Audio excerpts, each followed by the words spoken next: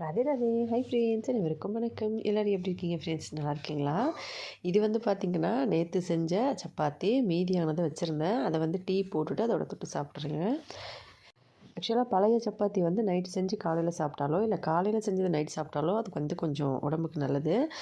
டீயோடு தொட்டு சாப்பிட்றது ஹெல்தி இல்லை. இருந்தாலும் வந்து நான் வந்து சாப்பிட்டுட்டேன். அதுக்கப்புறமா மதியத்துக்கு வந்து ரச சாதம், உருளைக்கிழங்கு முள்ளங்கி பொரியல், அதுக்கப்புறம் கொஞ்சம் குர்குரே. பசங்க வந்து அதை இருந்தால் சாப்பிட்ருவாங்க. பொரியல் மோஸ்ட்லி விரும்பி சாப்பிட மாட்டாங்க. அதனால் ரசம் கூட இதை சாப்பிட்டுட்டு, அப்புறம் ஈவினிங் வந்து ஒரு 4-5 மணி போல் வேக வச்ச கருப்பு கொண்டக்கடலை, அப்புறம் ஒரு பப்பாளி பழம் நம்ம மரத்தில் வந்து பழுத்திருந்தது. அதை கட் பண்ணி கொடுத்தேன் பசங்களுக்கு சாப்பிட்றதுக்கு. நானும் சாப்பிட்டேன். அதுக்கப்புறம் வந்து மதியத்துக்கு வச்ச சாதம் ரசமே இருந்தது. அந்த பக்கம் வீட்டுக்கு வந்து நான் ரசமும் வந்து பொரியலும் கொடுத்துருந்ததுனால எங்கள் மாமியார் வந்து அங்கேருந்து கீரை பொரியல் கொண்டு வந்தாங்க. ஆக்சுவலி இது வந்து இது வெறும் கீரை கிடையாது. கீரையோட பூசணிக்காய், உருளைக்கிழங்கு, கத்திரிக்காய், தேங்காய், என்னென்னமோ நிறைய காய்கறியெல்லாம் போட்டு செஞ்சது. அதை வந்து கொடுத்துருந்தாங்க.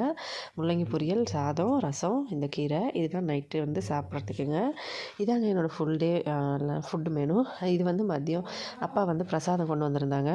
நான் வந்து ஆல்ரெடி வீடியோவில் சொல்லியிருப்பேன், அப்பா வந்து எங்கேருந்து என்ன சமைச்சு கொண்டு வருவாங்க அப்படின்னு சொல்லி. அந்த பிரசாதமாக கொஞ்சம் இருந்தது. இதையே சேர்த்து நைட்டுக்கு எல்லாம் சாப்பிட்டு மீதியானது வந்து மாடுக்கு கொடுத்துட்டோங்க.